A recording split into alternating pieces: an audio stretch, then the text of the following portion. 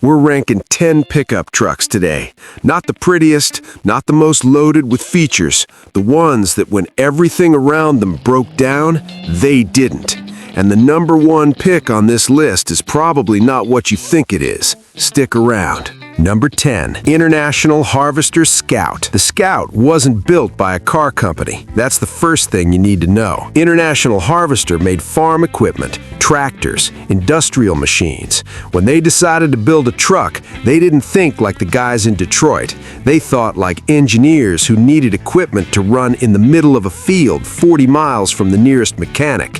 Failure was not something they designed for. The V8 345 that came in the Scout is almost absurdly overbuilt for a civilian truck. Cast iron block, tolerances that could survive neglect. The kind of engine where 400,000 miles isn't impressive, it's just Tuesday. People regularly see 500K on the original power plant with nothing beyond basic maintenance.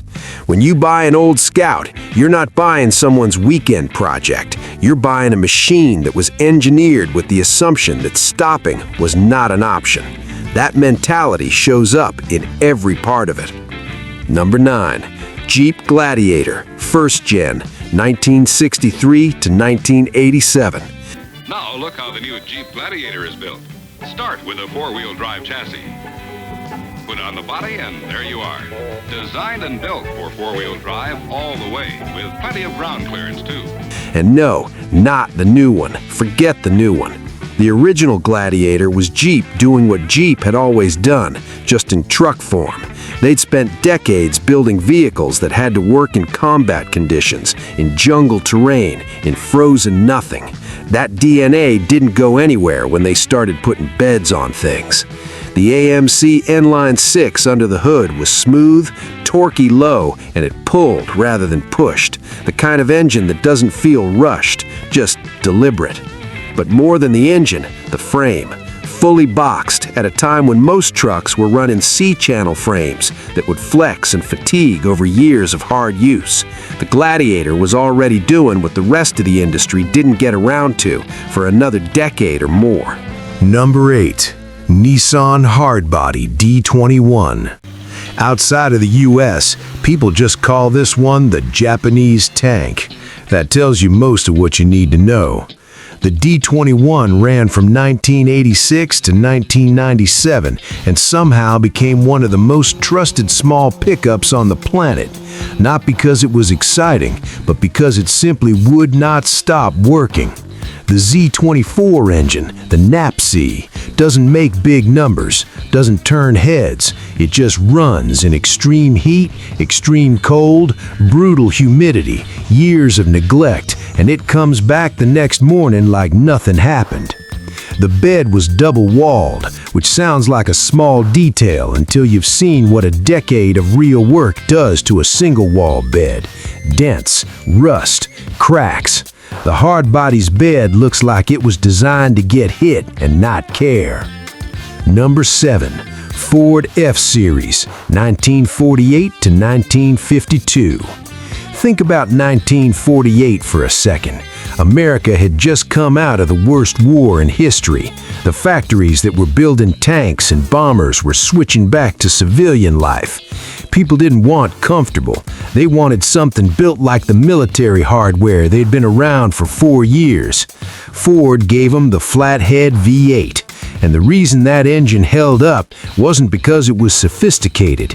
It was because it barely had anything to break. Minimal moving parts, incredibly simple valve train. A backyard mechanic could diagnose every problem with their hands and their eyes. No scan tools, no codes, just knowledge. There's something people don't want to admit. Modern trucks aren't more reliable than these. They're capable. Those are different things. If you're far from a dealer with the right computer and something goes wrong, I'll take the flathead every time. Number 6, Chevrolet C10, 1967 to 1972. This generation of the C10 is hard to argue with. The proportions just work.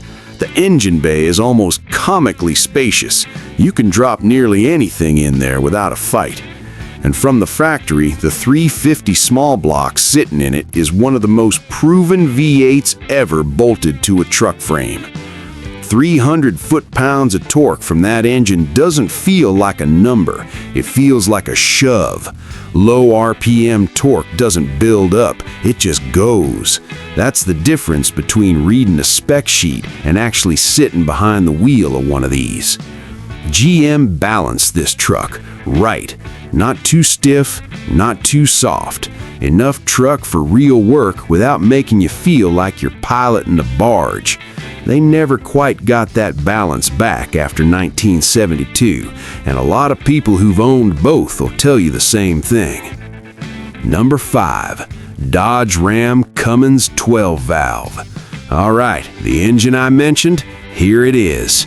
The 12-valve Cummins 5.9-liter, built from 1989 to 1998, is one of the only production truck engines where 1,000,000 miles isn't a legend, it's documented.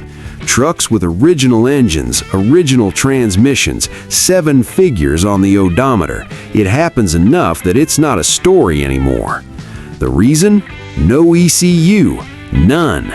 The injection pump, fuel delivery, timing, all of it mechanical. No sensor fails, no software throws a code, no update bricks it, nothing to hack, nothing to fry in a power surge, nothing that needs a laptop to diagnose. When that engine pulls, and it pulls hard, especially under load, you're feeling 400 foot-pounds of torque with nothing between you and the combustion cycle but precision steel. That's it. Tuners and engineers have spent decades trying to match the reliability of the 12-valve in modern configurations. The newer Cummins variants are bigger and more efficient, but old-timers who've run both will tell you it's not the same. The numbers back them up. Number 3. Ford F-250 Highboy, 1967 to 1977. The toughest Ford ever built, and Ford kind of proved it themselves by what they did to it.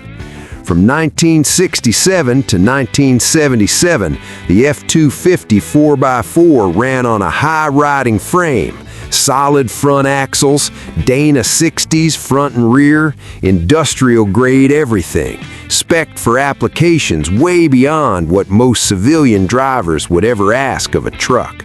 Then, in 1978, they modernized it, lowered the frame, switched to twin I-beam front suspension, more comfortable, more refined, weaker. People who've driven both know it immediately.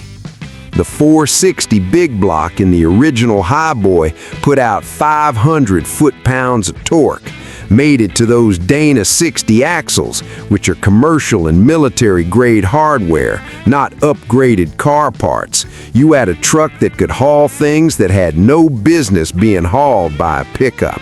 It didn't negotiate with terrain, it just went. Number 2. Toyota Hilux, 1968 to 1995. Top Gear drove one into the ocean, and it started. Go watch the episode, I'm not gonna retell it here, but what I will tell you is why it survived, because it wasn't luck. The Hilux was designed from the start around one principle: make it fixable anywhere by anyone. Toyota knew these trucks were going to end up in places with no dealerships, no specialized tools, no internet forums to look things up on. Deserts, jungles, active conflict zones. And that's not a figure of speech. In multiple war zones across Africa and the Middle East, the Hilux was the vehicle of choice because a mechanic with basic hand tools and no formal training could keep it running. The 22R engine became the global benchmark for survival. Simple valve train, forgiving tolerances, easy to access. It communicates what's wrong with it. It responds to basic care with years, sometimes decades more life. Number 1. Chevrolet K10 Square Body, 1973 to 1987. Here's what I've been building toward. The Square Body might be the most repairable mass-market civilian vehicle ever produced. Not most powerful, not most impressive on a spec sheet, most repairable. And when you're talking about trucks that survive the test of time, repairability is everything.